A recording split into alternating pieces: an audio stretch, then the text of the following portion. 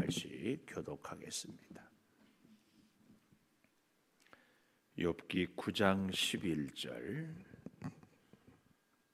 그가 내 앞으로 지나시나 내가 보지 못하며 그가 내 앞에서 움직이시나 내가 깨닫지 못하느니라. 하나님이 빼앗으시면 누가 막을 수 있으며 무엇을 하시나이까 하고 누가 물을 수 있으랴. 하나님이 진노를 돌이키지 아니하시나니 라합을 돕는 자들이 그 밑에 굴복하겠거든. 하물며 내가 감히 대답하겠으며 그 앞에서 무슨 말을 택하랴. 가령 내가 의로울지라도 대답하지 못하겠고 나를 심판하실 그에게 간구할 뿐이며 가령 내가 그를 부르므로 그가 내게 대답하셨을지라도 내 음성을 들으셨다고는 내가 믿지 아니하리라. 그가 폭풍으로 나를 치시고 까닭 없이 내 상처를 깊게 하시며 나를 숨쉬지 못하게 하시며 괴로움을 내게 채우시는구나. 힘으로 말하면 그가 강하시고 심판으로 말하면 누가 그를 소환하겠느냐. 가령 내가 의로울지라도 내 입이 나를 정죄하리니 가령 내가 온전할지라도 나를 정죄하시리라. 나는 온전하다마는 내가 나를 돌아보지 아니하고 내 생명을 천히 여기는구나. 일이 다 같은 것이라. 그러므로 나는 말하기를 하나님이 온전한 자나 악한 자나 멸망시키신다 하나니 갑자기 재난이 닥쳐 죽을지라도 무지한 자의 절망도 그가 비웃으시리라. 세상이 악인의 손에 넘어갔고 재판관의 얼굴도 가려졌나니 그렇게 되게 한 이가 그가 아니시면 누구냐. 아멘. 오늘도 새벽을 깨우는 은송아, 너는 하나님의 보석이다. 보석이다. 엄지쳐 변함없이 새벽 제단을 지키는 권사님은 하나님의 보석입니다. 보석입니다. 보석입니다. 이 모든 것이 주님의 은혜입니다. 아멘, 아멘, 아멘. 오늘 제목, 이해할 수 없는 하나님. 하나님이 도대체 이해가 안 돼요. 특별히 욥의 친구 엘리바스, 빌닷이, 엘리바스는 환상을 통하여 내가 하나님을 확실히 보았다. 빌닷은 이 역사 속의 전통을 통하여 조상들의 지혜를 통하여 하나님은 어떤 분인가 확실히 안다. 그 하나님은 어떤 분이었어요? 인과응보, 복을 받을 만한 사람은 복을 주고 벌 받을 사람은 벌을 주는 그런 하나님. 근데 욥이 하나님에 대해서 고난을 통하여 하나님을 묵상하고 하나님을 깨닫고 하나님에 대해 알고 보니까 욥의 지혜, 욥의 경험, 욥의 인생을 통하여서는 우주보다도 크신 하나님을 알 수 없다. 이런 경지에 다다른 겁니다. 그래서 이해할 수 없는 하나님. 그러나 우리가 이제 기억해야 될 것은 욥이 하나님을 온전히 알 수 없기 때문에 하나님으로부터 멀어지는 것이 아니라 오히려 더 가까이, 더 간절히, 더 하나님을 찾는, 그래서 욥의 의심, 욥의 무지는 오히려 하나님을 더 사모하고 더 가까이 하고자 하는 그 열망에서 나온 의심이요 무지의 고백이다. 그 얘기입니다. 그러니까 몰라서가 아니라 더 알고 싶어서 하나님을 나는 이해할 수 없다. 그 얘기예요. 그래서 오늘 우리가 하나님께서도 우리를 사랑할 때에 아픈 마음으로 사랑하고 기쁜 마음으로 사랑한다고 하는 것처럼 우리가 하나님을 향한 불신, 의심도요 하나님을 더 잘 알기 위해서 의심하고 불심하는 이런 불신이 있는가 하면 하나님으로부터 멀어지기 위한 그런 면에서 오늘 욥은 하나님을 더 가까이 하고자 하는 그런 의미에서 오늘 제목 이해할 수 없는 하나님이다. 우리 인생도 믿음 생활을 하다가요 이런저런 고난이 깊은 수렁에 빠질 때에 앞이 보이지 않을 때에 하나님이 과연 살아계시는가 이런 불신의 의혹이 들 때 말입니다. 깊이 이렇게 기도하는 이런 은혜가 있어야 할 줄을 믿습니다. 자, 그래서요, 그 첫째로 11절에 보니까 이해할 수 없는 하나님에 대해서 욥은 뭐라고 그래요? 내가 하나님을 볼 수도 깨달을 수도 없는 하나님이다. 여기 11절, 그가 내 앞으로 지나가시나 내가 보지도 못하고 그가 내 앞에서 움직이시나 내가 깨닫지도 못하느니라. 하나님이 크고 놀라운 역사와 이적과 기적을 행하는데 그 하나님을 내가 볼 수도 없고 하나님께서 이렇게 하는데도 하나님의 역사인 것을 깨달을 수도 없다. 이것은 욥이 진심으로 하나님을 볼 수 없고 깨달을 수도 없는 부분도 있지만 하나님에 대하여서 온전히 볼 수 없고 온전히 깨달을 수도 없다 하는 그 마음을 우리가 알아야 돼. 그러니까 그러잖아요. 우리가 사람을 만나면 만날수록, 심지어 부부 사이에도요, 10년 살고 20년 살고 30년 살아도 살면 살수록 알 수 없는 사람이다. 이런 얘기는요, 진짜로 알 수 없기도 하지만 더 많이 알고 싶고, 이 정도 살았으면 서로의 마음도 서로의 고민도 다 얘기하고 나눌 줄 알았는데, 그 전에는 우리 인생이 100이라면 10개만 알아도 다 안다고 생각했는데 한 30년 지내고 나니까 10개 모르고 90개를 알아도 여직 나는 다 모른다. 이런 의미에서 우리가 사람들과의 관계도 하나님과의 관계도, 그래서 우주보다 크신 하나님을 작은 미물에 불과한 우리 사람이 어찌 다 알 수 있겠는가? 이런 맥락에서 하나님의 크고 광대한 역사를 볼 수도 없고 깨달을 수도 없다 하는 이 욥의 고백이다. 그 말이에요. 그래서 여러분, 우리 인생에도 믿음 생활에도 하나님에 대하여 의심이 있고 불신이 생길 때마다 사실은 그 의심과 불신이 오히려 하나님을 향하여 더 가까이 가는 그런 의심이요 불신. 그래서 우리 주변의 사람들이 믿음 생활을 하다가도 때로는 절망하고 때로는 불평하고 때로는 믿음 없어 보이는지라도 오히려 그런 과정을 통하여서 주께로 더 가까이 나아가고 있다는 것, 우리가 볼 수 있어야 할 줄을 믿습니다. 그래서요, 그 다음도 보십시오. 12절에 하나님이 빼앗으시면 누가 막을 수 있으며, 욥의 이 처절한 고백이죠.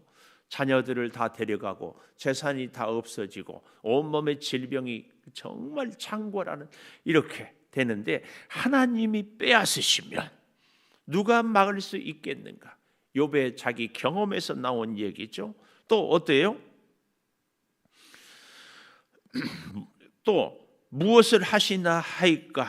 누가 물을 수 있으랴? 누가 물을 수 있겠는가? 하나님, 이게 지금 무슨 일을 하고 계십니까? 이렇게 하나님께 항의할 수, 따질 수 있겠느냐? 이 말은 욥이 사실은 하나님, 이럴 수가 있습니까? 하는 끊임없는 하나님에 대해서 항변하고 싶은 마음이 있다. 이걸 봐야 됩니다. 그래서 성경을 우리가 볼 때에는요, 항상 행간의 의미를 같이 볼 수 있어야 하거든요.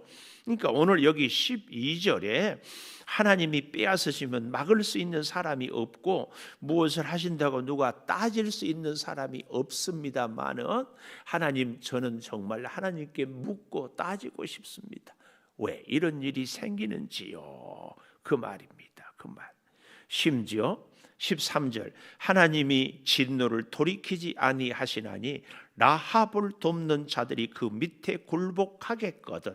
여기서 말하는 라합은 리워야단 혹은 악한 세력의 상징입니다. 여리고성의 기생 라합이 아니라 악한 세력들을 대표해서 라합이라고, 라합. 그래서 여기 이 13절에 하나님이 진노를 돌이키지 아니하시나니, 라합을 돕는 자들도 그 밑에 그 악한 세력들, 그 세상에서 정말 그 힘이, 그 누구도 당해낼 존재가 없는 그 악한 세력들도 하나님의 손아래 굴복하는데, 하물며 힘없는 나 욥이 하나님에 대해서 감히 뭐라고 항변할 수 있겠습니까? 그러나 그 마음속에는 어때요? 하나님께 대하여 항변하고 싶은 욥의 이 애절한 마음이 여기 들어있다.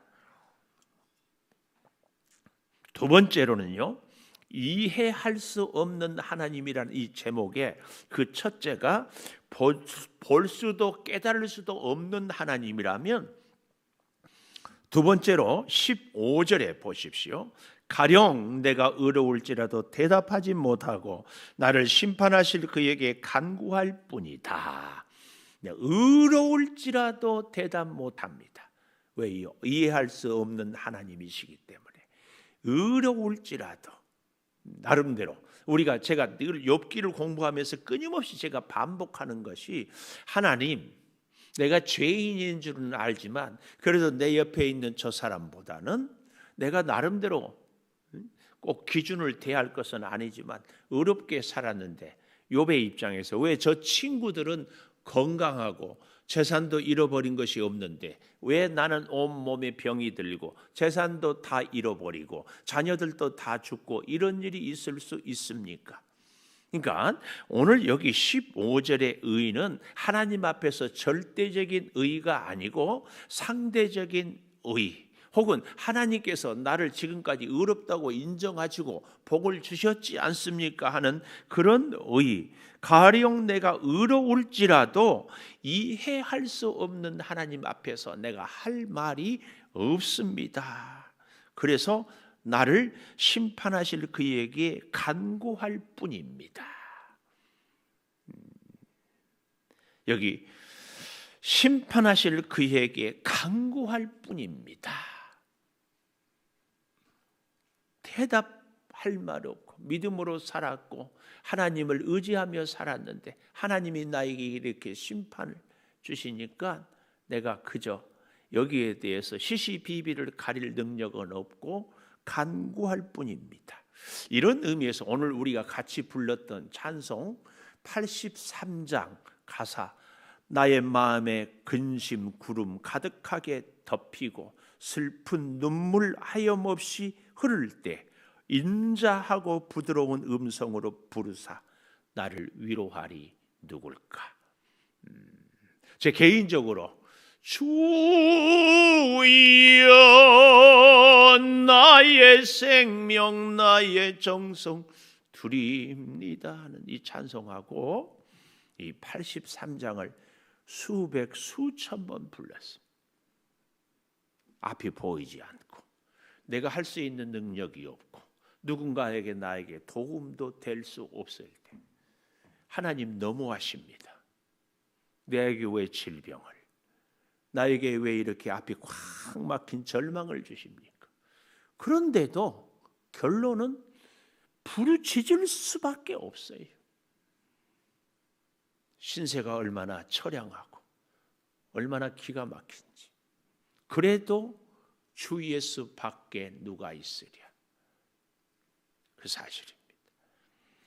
83장 2절에 보면 무거운 짐 등에 지고 인생길 가는 자 힘이 없어 쓰러지려 할 때에 능력 있는 팔을 펴서 나의 손을 붙들어 나를 구해주리 누굴까?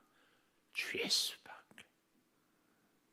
지은 죄를 돌아보니 부끄럽고 괴로워 자나깨나 마음에 평안 없을 때 추한 죄인 용납하사 품에 안아주시고 깨끗하게 하실 리가 누굴까? 주 예수, 주 예수 밖에 누가 있으랴. 슬퍼 낙심될 때에 내 친구 되시는 구주 예수 밖에 다시 없도다. 여러분, 우리 인생의 처절한 고통, 앞이 보이지 않는 절망의 순간에 우리의 손을 붙잡아 주실 주 예수밖에, 주 예수밖에. 오늘 15절 내가 의로울지라도 대답하지 못하겠고 할 말 없고 나를 심판하실 그에게 간구할 뿐이며 간구.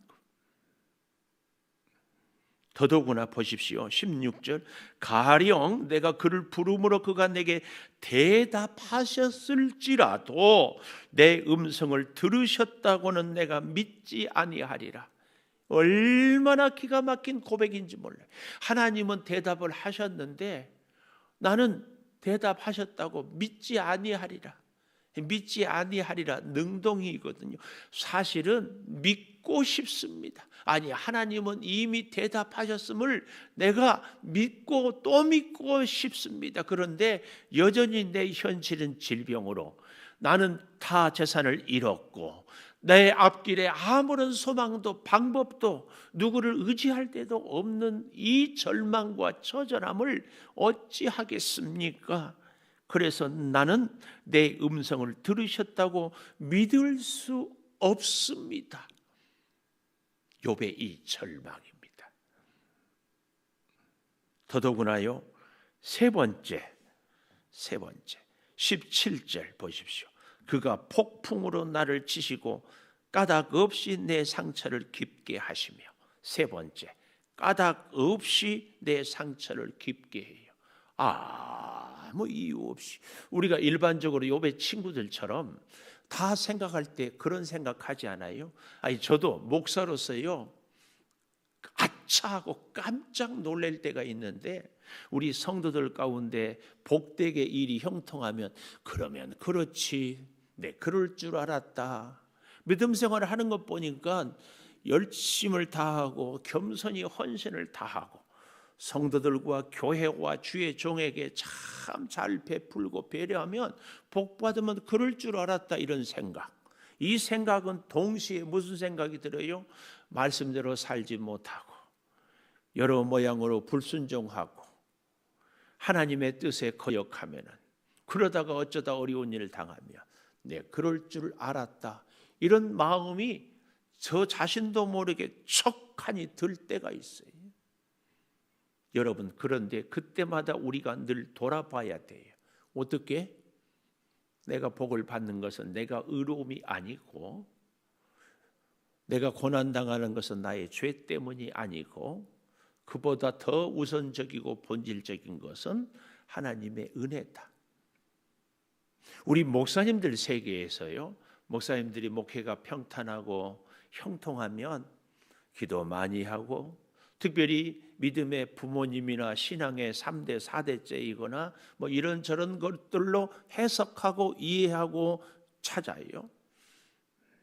또 그 중에는 목회가 어려우면 기도해 준 분이 없다. 또 자신이 목회는 하지만 기도를 많이 하지 않는다.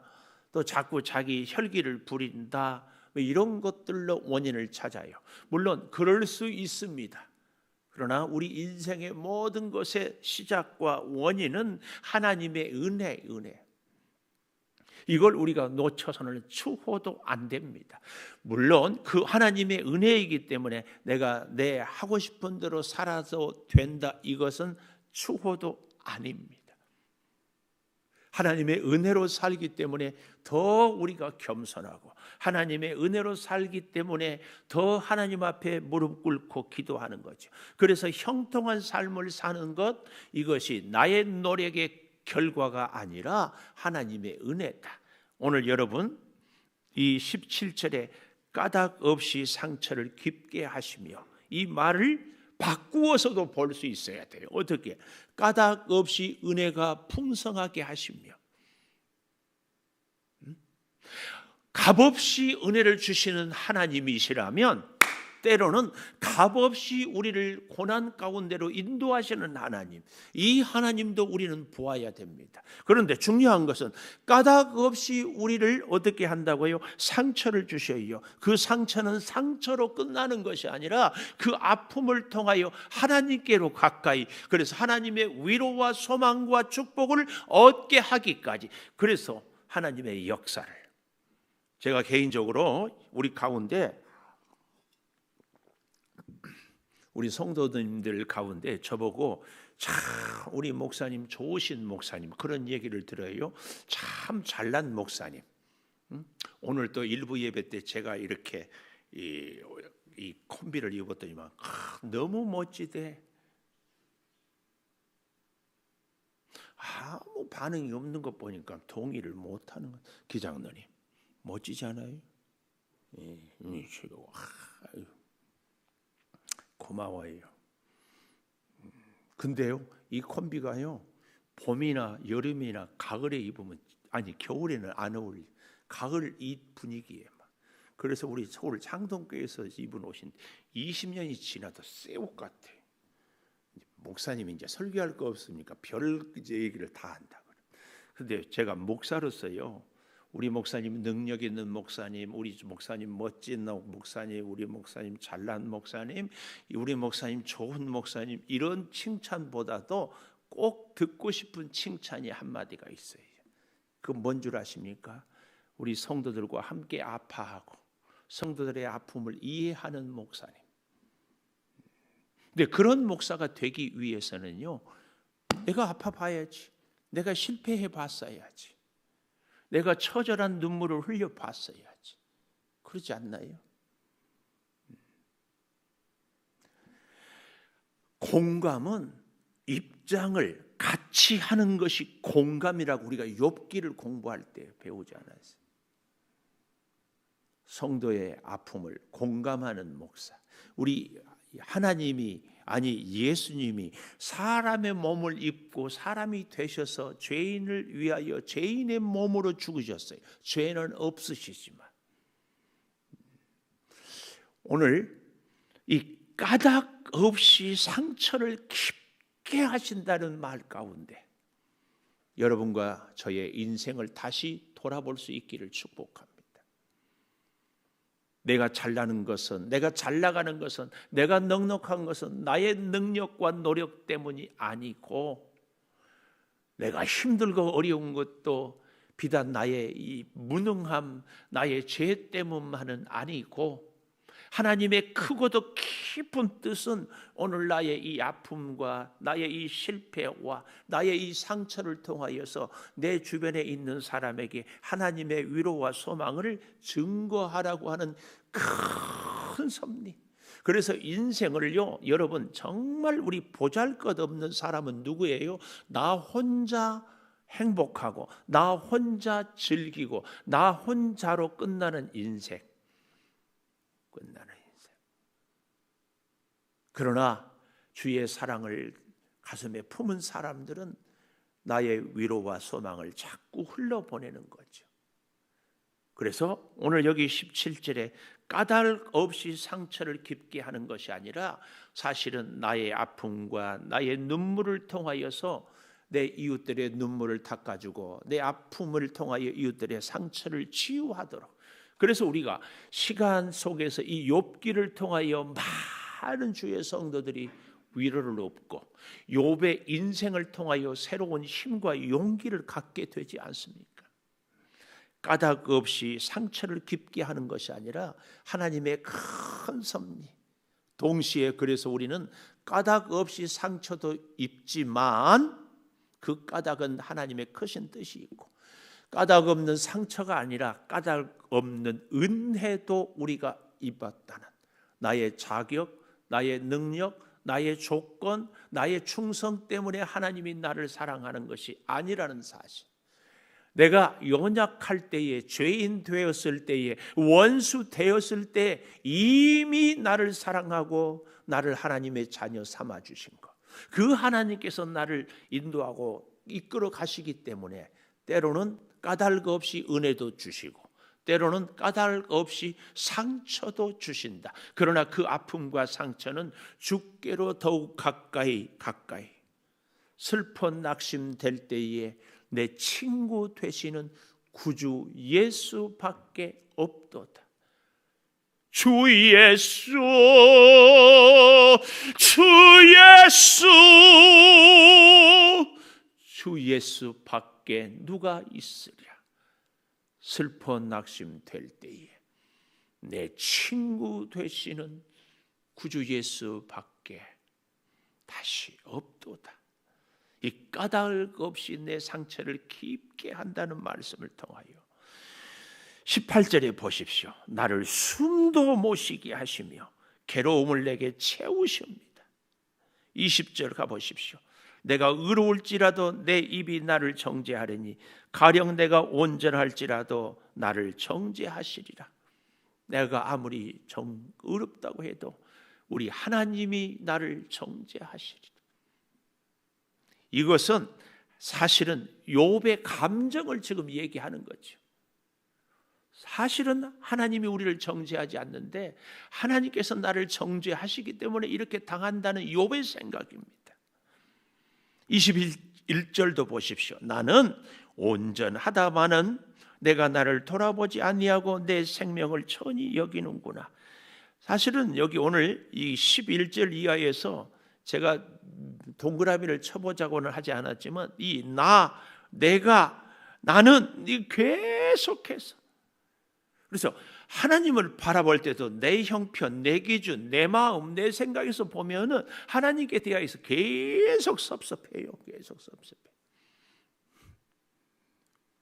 제가 10년, 20년, 30년 살아도 사람에 대해서 모른다, 알 수 없다 하잖아요. 똑같아요. 더 가까이 갈수록. 근데 욥도 이런 면에서 하나님을 모른다고 하지만 사실은 더 알고 싶은 열망에서 나오는 고백입니다. 21절 그래서 보십시오. 나는 온전하다마는 내가 나를 돌아보지 아니하고 내 생명을 천히 여기는구나. 이 말씀의 의미는 하나님 나를 돌아보시고 하나님 내 생명을 귀하게 여겨 주십시오. 이것을 반어법으로. 그리고 욥기는 그래서 이런 면이 읽기가 어려워요. 그 의미를 잘 이해해야 돼요. 22절 일이 다 같은 것이라 그러므로 나는 말하기를 하나님이 온전한 자나 악한 자나 멸망시킨다. 하나님이 결코 그런 분이 아니거든. 그런데도 욥은 자기 입장에서 갑자기 재난이 닥쳐 죽을지라도 무지한 자의 절망도 그가 비웃으시리라. 하나님이 결코 우리를 비웃지 않는데 이 재난이 닥쳐 죽을지라도 무지한 자의 절망도, 그러니까 이것은 크고 광대하신 하나님 앞에서 세상 미물에 불과한 나 욥이 어찌 크고 광대하신 하나님을 다 알 수 있겠습니까? 이 고백이에요. 그래서 여러분, 우리 인생에도 하나님 왜 이렇게 나를 힘들게 하십니까? 하나님 왜 이렇게 내 기도를 안 들어주십니까? 왜 이렇게 내 인생은 끝없는 문제의 연속입니까? 절망하고 탄식하는 것이 사실은 하나님께 더 가까이 가고자, 그래서 우리의 항변도, 우리의 변론도 주님께로 더 가까이 가기 위한 항변이고 변론이 되어야 할 줄을 믿습니다. 끝없는 의심과 절망이 오히려 주님께로 더 가까이 가서 더욱 주님을 가까이.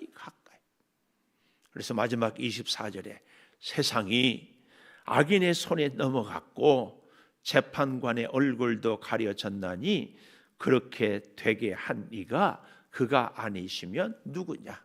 중요한 것이 그가 아니시면 누구냐? 절대 주권을 하나님께. 그 하나님은 오늘 나를 말할 수 없는 고난과 시련의 깊은 수렁에 빠지게 하지만 거기서 건지시고 거기서 회복해 하시는. 그래서요, 우리가 욥기를 여기 9장까지 혹은 20장까지 혹은 30장까지 읽다가 때려치우면 안 됩니다. 끝까지 42장까지.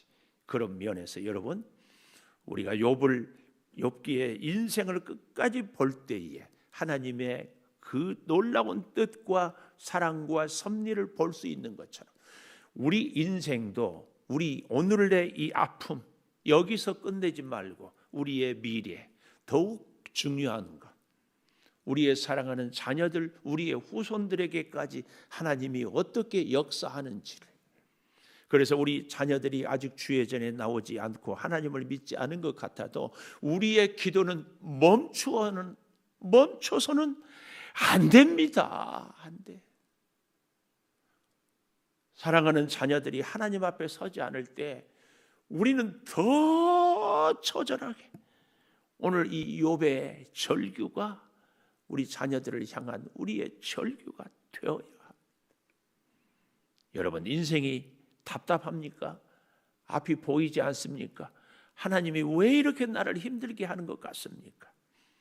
이런 고난의 현장에서 하나님께 더 가까이 까닭 없이 내 상처를 깊게 하는 이해할 수 없는 하나님 같아도 그 하나님이 여전히 내 손을 붙잡고 나를 주께로 인도하시면서 하나님에 대하여서 한꺼풀 한꺼풀 알고 깨닫고 하나님의 은혜의 깊은 바다에 우리를 살게 인도해 주시는 줄을 믿습니다. 기도하겠습니다. 이해할 수 없는 하나님, 볼 수도 깨달을 수도 없는 하나님, 아무리 의로울지라도 하나님 앞에서 우리가 드릴 말씀이 없는 우리의 모습, 까닭없이 우리의 상처를 참 깊게 해주십시오. 하나님, 왜 내 인생에 이렇게 힘이 들고 어려운 일이, 하나님 우리 가정에, 하나님 내 사업장에, 하나님 나의 기도의 소원이 왜 이렇게 이루어지지 않습니까? 답답하고 힘든 우리의 현실, 내 마음에 근심 구름 가득하게 덮이고 슬픈 눈물 하염없이 흐를 때, 무거운 짐 등에 지고 인생길을 가는 자 힘이 없어 쓰러지려 할 때에 능력 있는 팔을 펴서 붙들어 주시옵소서. 주의 사랑으로 주의 은혜로 아버지, 이해할 수 없는 인생길을 가도 여전히 들려주시는 음성을 듣고 지금 현실에 볼 수 없고 깨달을 수 없어도 보여주시고 깨닫게 하여 주시옵소서. 까닭 없는 상처를 주시기도 하지만 까닭 없이 은혜도 기도의 응답도 주시는 그날까지 엎드리며 기도하겠습니다. 특별히 우리 사랑하는 가족, 자녀들, 우리의 힘든 현실, 우리의 사업장 어찌할 수 없습니다. 하나님의 은혜로만 인도하여 주시고 주께서 우리 사랑하는 성도들을 절망의 골짜기에서 손 붙잡아 주시고 건져 주시옵소서. 오늘 하루도 주님 손잡고 살아가겠습니다. 내 뜻대로 되지 아니하여서 욥의 현실처럼 온몸은 질병으로 사랑하는 자녀들은 다 이미 죽어버렸고 모든 재산은 다 잃어버렸어도 여전히 그의 입술에는 하나님을 찾고 하나님께 나아가고 하나님을 의지하고 있습니다. 우리의 여러 가지 어려운 상황이 주께로 더 가까이 이 풍랑인연하여서 주께 더 나아가는 우리 아름다운 믿음의 성도들이 꼭 되게 하여 주시옵소서. 질병 때문에 하나님께 가까이 갑니다. 궁핍함 때문에 하나님 더욱 의지합니다. 내 기도가 이루어지지 않아서 더욱 하나님께 엎드립니다. 지금은 우리 주 예수 그리스도의 은혜와 아버지 하나님의 무한하신 사랑과 성령의 감화 감동하심이 영원토록 함께 하시옵기를 간절히 축원하옵나이다. 아멘. 기도하십시오.